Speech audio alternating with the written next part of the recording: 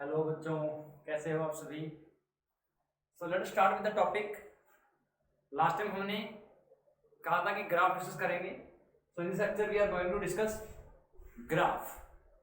तो ग्राफ में हमारे पास देखिए, पहले हम चेक करेंगे कि ग्राफ में कहां कहां आपका वेरिंग नेचर आ रहा है। और हमेशा ग्राफ की बात करें तो मीन्स क्या होगा कि we are talking about two quantities, y versus x, y versus x। तो हमारे पास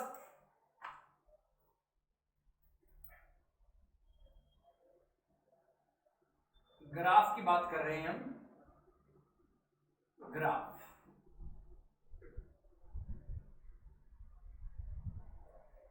तो ग्राफ में हमारे पास क्या है? हमारे पास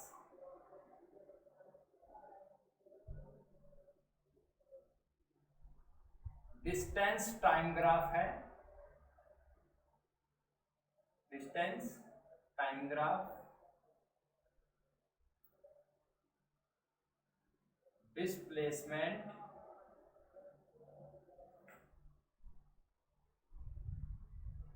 टाइम ग्राफ, थर्ड है velocity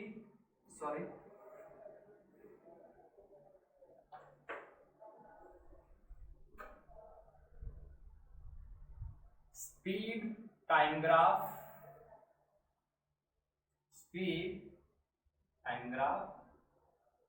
and fourth is velocity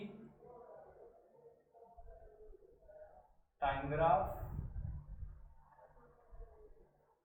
fifth is acceleration time graph. तो हमारे पास 5 तरह के ग्राफ हैं: distance time graph, displacement time graph, speed time graph, velocity time graph and acceleration time graph.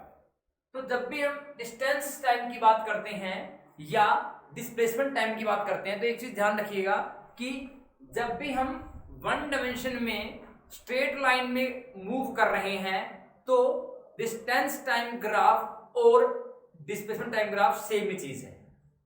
ठीक है, अगर हम वन डायमेंशन की बात कर रहे हैं, इन वन डायमेंशन डिस्प्लेसमेंट और डिस्टेंस जो है वो दोनों क्वांटिटी क्या है? सेम है। In one dimension in a straight line in motion the distance will be equal to displacement. Means distance और डिस्प्लेसमेंट में कोई भी फर्क नहीं है, कहने का मतलब कोई डिफरेंस नहीं है। सो इट मींस अगर 1D की बात कर रहे हैं तो ये चीज और ये चीज सेम है, डिस्टेंस और डिस्प्लेसमेंट क्या है? सेम है। ठीक है, तो let us try to understand distance time graph.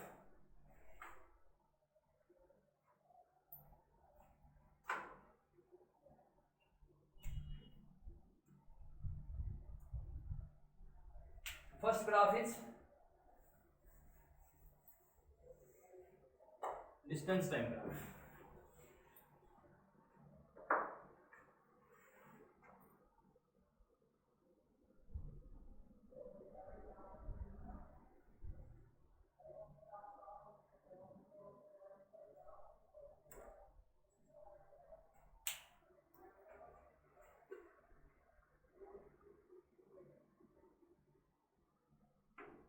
So along x-axis time in second, ठीक है। along y-axis क्या है? Distance in metre.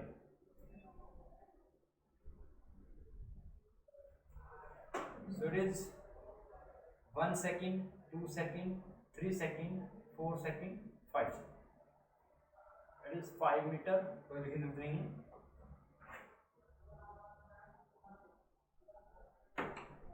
5, 10, 15, 20, 25। ठीक है, so 5, 10, 15, 20, 25, these are the distances, these are the time।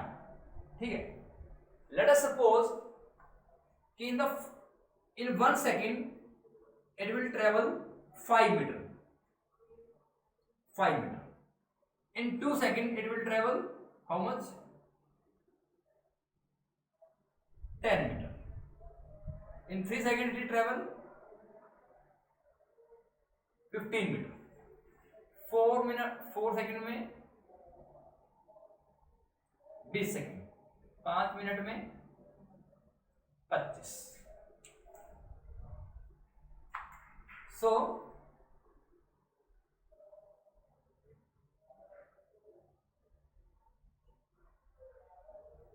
ये पॉइंट क्या है? This is what 1,5, 1,5, and this is 2,10, 3,15, 4,20 and 5,25. ठीक है, तो क्या किया इसमें हमने?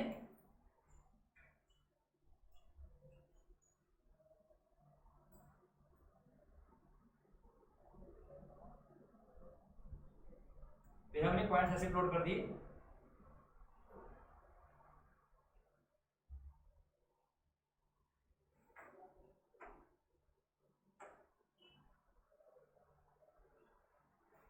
क्लियर? तो 0 पे मान लीजिए 0 था. ठीक है,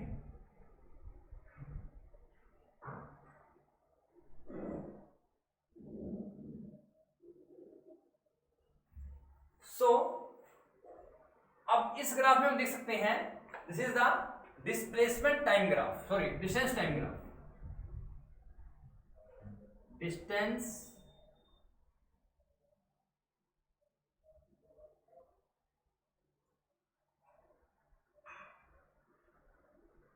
time graph.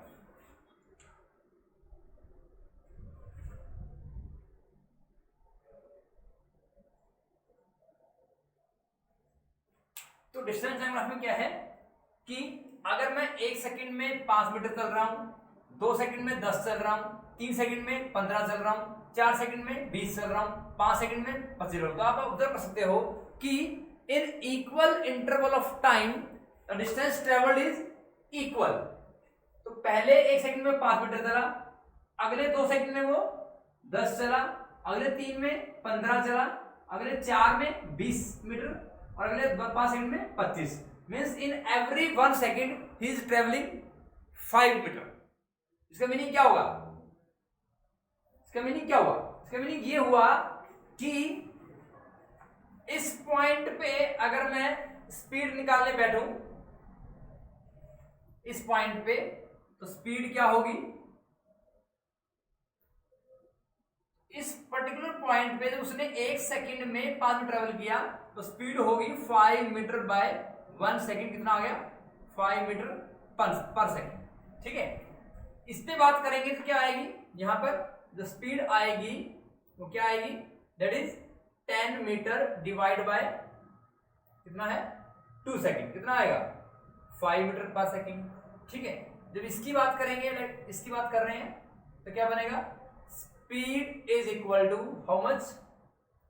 15 metre divide by 3, that is 5 metre per second. Similarly for 20/4 and 25/5. इसका मीन्स इट मीन्स, अब देखिए ये पॉइंट्स हमें कब मिले हैं?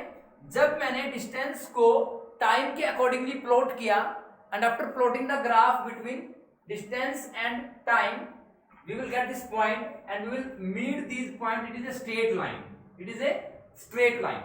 ठीक है, तो इस स्ट्रेट लाइन में अगर मैं इसको एक्सपेंड करना चाहूं तो कैसे लिखूंगा? देखिए, let us assume it is A and it is B. ठीक है, उसको यहां बना रहा हूं.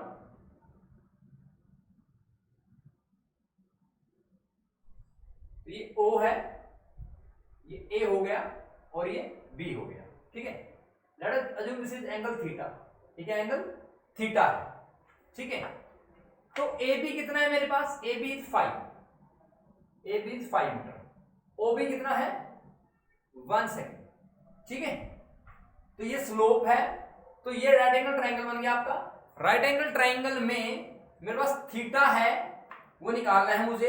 ये क्या है, थीटा के सामने वाली साइड क्या होगी, परपेंडिकुलर होगी, और 90 के सामने वाली क्या होगी, हाइपोटेन्यूज।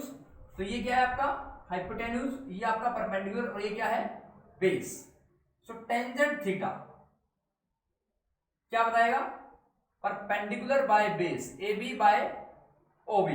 तो A B is 5 metre and it is 1 second. कितना आ गया, 5 मीटर 1 मीटर पर सेकंड क्या आ गया, टेन थीटा। अब टेन थीटा क्या है, अगर आप देखोगे इस पर्टिकुलर लाइन के लिए स्लोप, इस स्लोप के लिए जो कि हॉरिजॉन्टल के साथ बना हुआ है, इसका हर जगह एंगल क्या है, थीटा है। एक्सटेंड किया यहां भी थीटा आएगा, एक्सटेंड किया यहां भी एंगल थीटा आएगा, यहां भी एंगल थीटा आएगा, और यहां भी एंगल थीटा आएगा। ठीक है, तो इस पर्टिकुलर स्ट्रेट लाइन के लिए एंगल क्या रहेगा, थीटा रहेगा।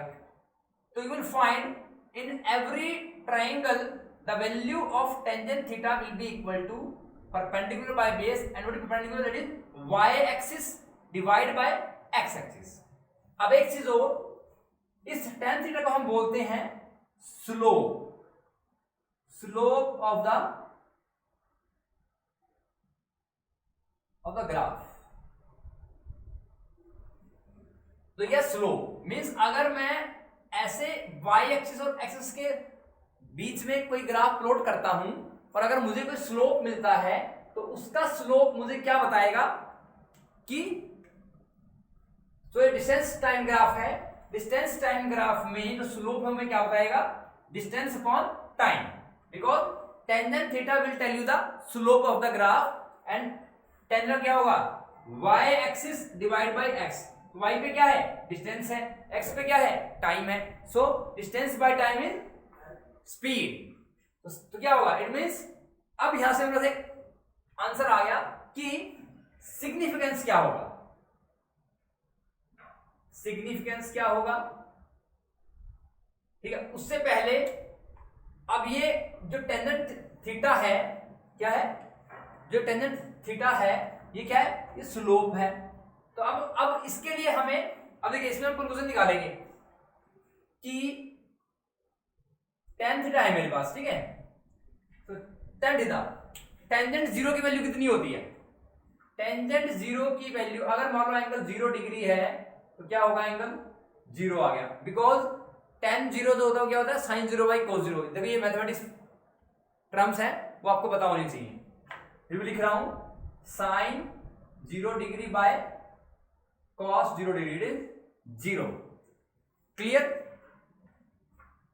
तो जैसे जैसे मैं एंगल बढ़ाऊंगा, लेट इट इज 30 डिग्री, तो क्या होगा, sin 30 टेंजेंट 30 कितना आ जाएगा, it is 1/2 and it is 1/√3। Sorry ये cos 30 है, तो क्या बनेगा, √3/2, तो 1/√3। तो आप देखिए यहां पे वैल्यू 0 थी, यहां वैल्यू क्या आएगी, इट विल 0 पॉइंट समथिंग, 45 पे क्या आ जाएगी, 1 आ जाएगी। इट मींस एंगल अगर इंक्रीज करेगा तो वैल्यू क्या करेगी, इंक्रीज करेगी। Means if theta increases, tangent theta increases, means slope increases. ठीक है, इसका मींस क्या हुआ, इसका मीनिंग ये हुआ, greater the slope, greater the slope,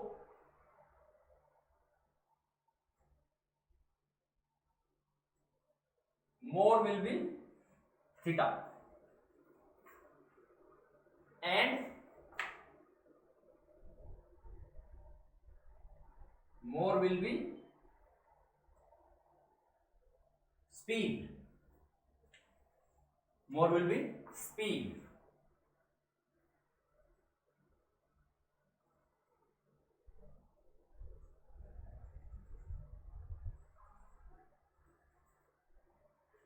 ठीक है, तो इस ग्राफ से हमने ये पता किया कि अगर मैं इक्वल इंटरवल ऑफ टाइम पे इक्वल डिस्टेंस को प्लॉट कर रहा हूं तो मुझे क्या मिलेगी।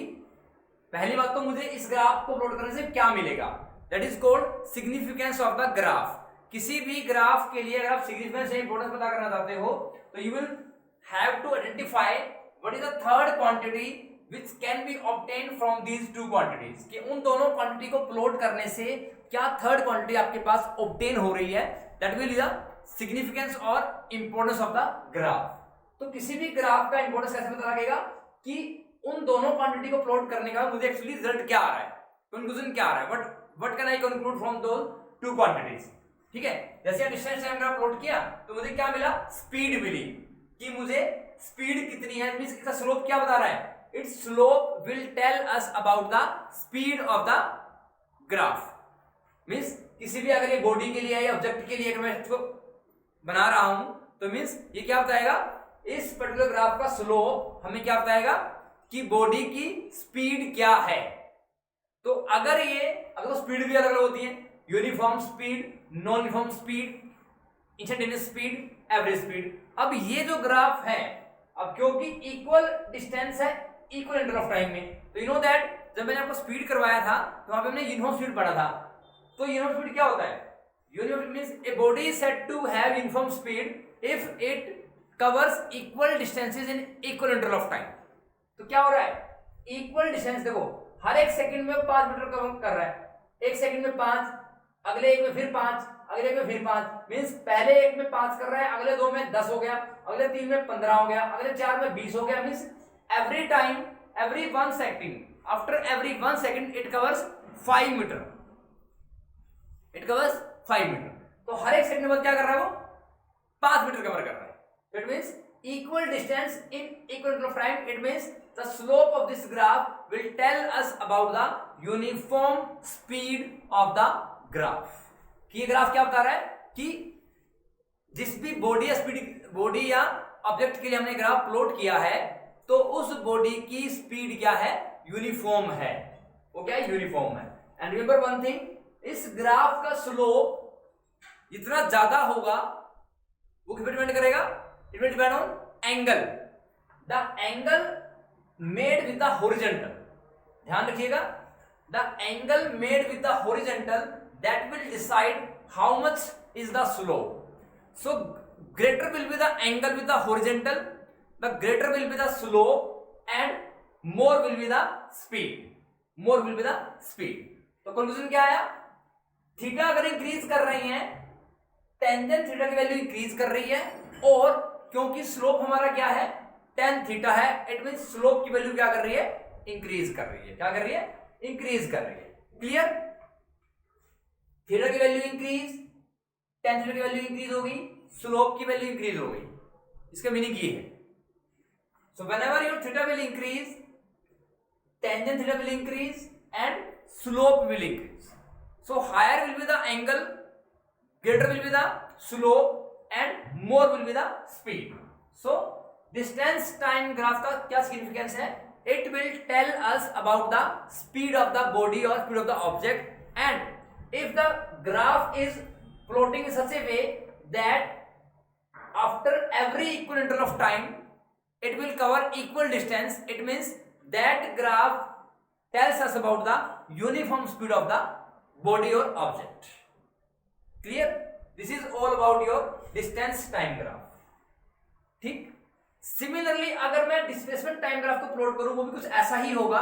ठीक है, लेकिन ये बात कर रहा हूं मैं equal distance equal interval of time. क्या कर रहा हूं, equal distance equal interval of time. ठीक, अगर मैं इसी ग्राफ को equal distance unequal interval of time के लिए प्लॉट करूंगा तो मे बी आपका ये स्ट्रेट लाइन ना आए। ठीक है, तो उस केस में कैसे करेंगे वो भी देखेंगे।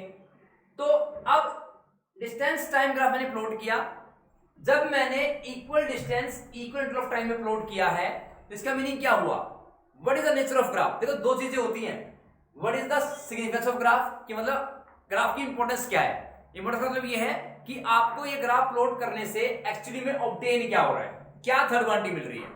किन्हीं भी दो क्वांटिटी को प्लॉट करने के बाद आपको ग्राफ से कंक्लूजन क्या मिल रहा है, that is the significance of the graph. वो क्या है, आपका सिग्निफिकेंस है। ठीक है, और दूसरी चीज क्या है कि नेचर क्या है, इट मींस ग्राफ का नेचर क्या है। नेचर मींस हम इसको ऐसे देख रहे हैं सामने से तो कैसा दिख रहा है, means physically how it is like. तो क्या होगा, अब देखिए स्ट्रेट लाइन है, ठीक, तो इस अगर मैं इसके लिए बात कर रहा हूं तो मुझे पता है स्लोप क्या है, टेंजेंट थीटा है। ठीक है। तो यहां पर क्या आया, 5 मीटर पर सेकंड आया। तो हर एक के लिए, जैसे ये ट्राइंगल लिया तो क्या आया 5 मीटर, ये ट्राइंगल लूंगा तो 5 मीटर आएगा। Means for every triangle taken at an for the particular interval of time the value will be 5 meter, means value is remaining same। तो मीनिंग क्या होगा, नेचर क्या होगा, nature is straight line. Straight line means uniform motion. इसका meaning क्या हुआ, ये क्या बता रहा है, यूनिफॉर्म मोशन। इसका मीनिंग क्या है कि जो बॉडी चल रही है वो यूनिफॉर्म स्पीड के साथ चल रही है, किसी भी टाइम पर उसकी स्पीड ना कम है ना ज्यादा है, जितनी पहले थी उतनी ही बाद में है। मीन्स हर एक पर्टिकुलर इंटरवल ऑफ टाइम के बाद उसकी स्पीड वही है। क्लियर है। तो this is the nature of graph. So in the graph there are two things.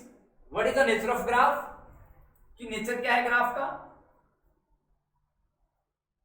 तो नेचर ऑफ ग्राफ में आपको बताना होता है कि क्या ये स्ट्रेट लाइन है या कोई कर्व है या कोई किस तरह, मतलब how it is looking like, कि फिजिकली देखने में वो कैसा दिख रहा है। जैसे यहां दिख रहा है स्ट्रेट लाइन है, लेकिन स्ट्रेट लाइन कौन सी है, it is straight line passing through origin. Passing through origin, क्योंकि यहां पर क्या है, जीरो पे वैल्यू जीरो थी, जब टाइम जीरो था तो वो चल नहीं रहा है, तो क्या है वो खड़ा है। Means at 0 second the distance will be 0। तो क्या है, it is a straight line passing through the origin. Clear. And one more thing, straight line passing through origin हो गया, और क्या है, इंक्लाइंड मीन्स कितने एंगल पर है और किसके साथ है, inclined at an angle theta with the horizontal axis, with the horizontal axis. तो क्या है, the nature of this graph is straight line passing through the origin inclined at an angle theta with the horizontal। so this is the nature of this graph, nature of this graph। अब theta मुझे नहीं पता क्या है, ठीक है, theta I can not identify, ना मैं इसको डिक्लेयर कर सकता हूं, क्योंकि यहां पर थीटा कोई वैल्यू होगी, मुझे नहीं पता क्या है, ठीक है। तो this is your nature of graph. और सिग्निफिकेंस क्या है, significance of distance time graph is the graph is providing us information about the uniform speed of the graph। so this is all about your distance time graph। तो अगर मैं, ये तो था तब जब मैंने इक्वल इंटरवल ऑफ टाइम पे इक्वल डिस्टेंस को प्लॉट किया है। तो अगर मैं अनइक्वल इंटरवल ऑफ टाइम में सेम डिस्टेंस को प्लॉट करूं, या अगर मैं अनइक्वल डिस्टेंस को सेम इंटरवल ऑफ टाइम में प्लॉट करूं, तो मेरा क्या होगा, that will give you non uniform speed. हमने पहले पढ़ा हुआ है कि what is non uniform speed. A body is said to have non uniform speed when it covers unequal distances in equal interval of time और covers equal distance in unequal interval of time. जब भी कोई body same timing में, अगर मैं बात कर रहा हूं, यहीं पे बात कर रहा हूं, जैसे यहां पर क्या है 1 सेकंड में 5 कर रहा है, 2 सेकंड में 10 कर रहा है, तो अगर वो ग्राफ इसका होगा नॉन यूनिफॉर्म स्पीड के लिए होगा, तो क्या होगा, for the non uniform speed the graph should be like this. For 1 second if it is 5, for 2 second it should not be 10, it should be 15, 12, 13 like this. Means हर एक particular interval of time के लिए वो distance क्या होगा, अलग अलग होना चाहिए। जैसे यहाँ 5 हो गया तो मे बी ये 8 हो जाए, ये मान लो 12 हो जाए, ऐसा कुछ। मींस पहले एक में से 5 कर लिया, अगले दौर में कितना कर लिया, 8 कर लिया, मींस 3 का डिफरेंस आ गया, ठीक है। तो means when the body covers unequal distance in equal interval of time, then how will you find the conclusion of that graph. तो उस ग्राफ में क्या करेंगे, जैसे यहाँ पे हमने क्या निकाला, यहाँ पे स्लोप निकाला, तो वहां पे जो स्लोप होगा वो slope of the tangent at the curve होगा, क्योंकि वो कर्व बनेगा, उस कर्व का टेंजेंट पॉइंट क्या है वहां पर हम स्लोप निकालेंगे, and that slope will decide what is the conclusion और significance of the graph. Clear है।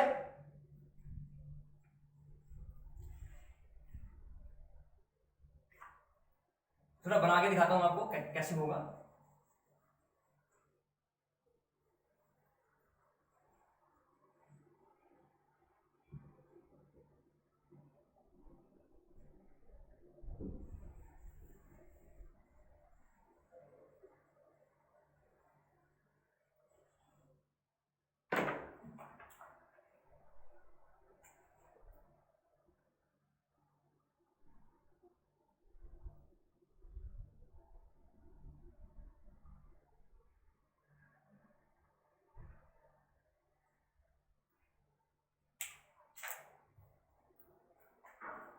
So it is 1 2 3 4 5. ठीक है, let it is 5, let it is 8, 10,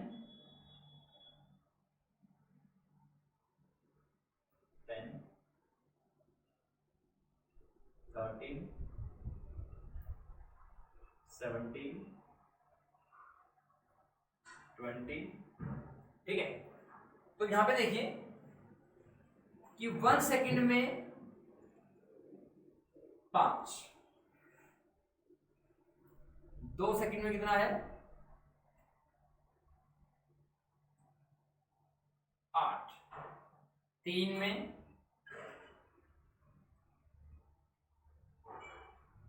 3 क्या होगा 10, 4 में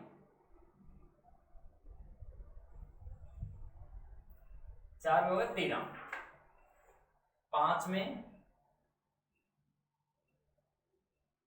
17 हो गया। ठीक है, मान लीजिए 6 सेकंड की बात कर रहे हैं तो 6 में कितना हो गया 20। ठीक है, सो हियर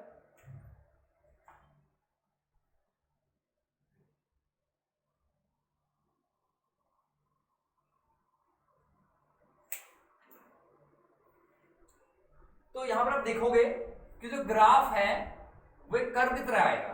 देखिए, और इसको देखिए हम, ये देखिए, ये ग्राफ क्या आया, ये कर्व आ गया। क्या आ गया, ये कर्व आ गया। ठीक है, Please listen carefully.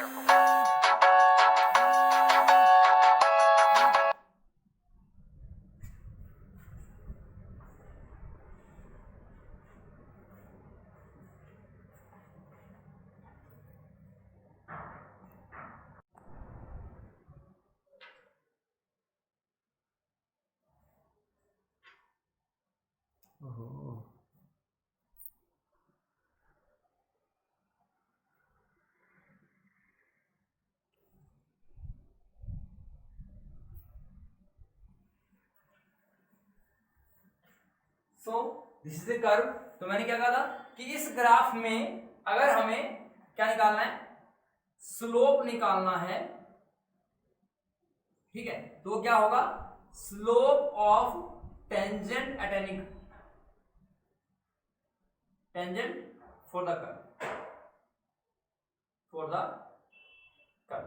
तो मान लो जैसे, अब देखिए, जैसे मान लीजिए अगर हम इसकी शेडेड बना देते हैं, टेंजेंट क्या होता है, समझिए टेंजेंट क्या होता है। जैसे ये पॉइंट बना, ये पॉइंट बना, ये पॉइंट बना, ये पॉइंट बना, ये पॉइंट बना। ठीक है, तो मान लीजिए हमारा कर्व ये बना।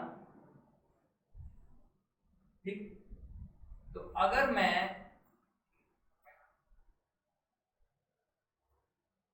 शेडेड बनाना चाहूं, कैसे बनेगी, ये बने, ये बने। ठीक है, तो this is the tangent point. तो ये क्या है, टेंजेंट पॉइंट है।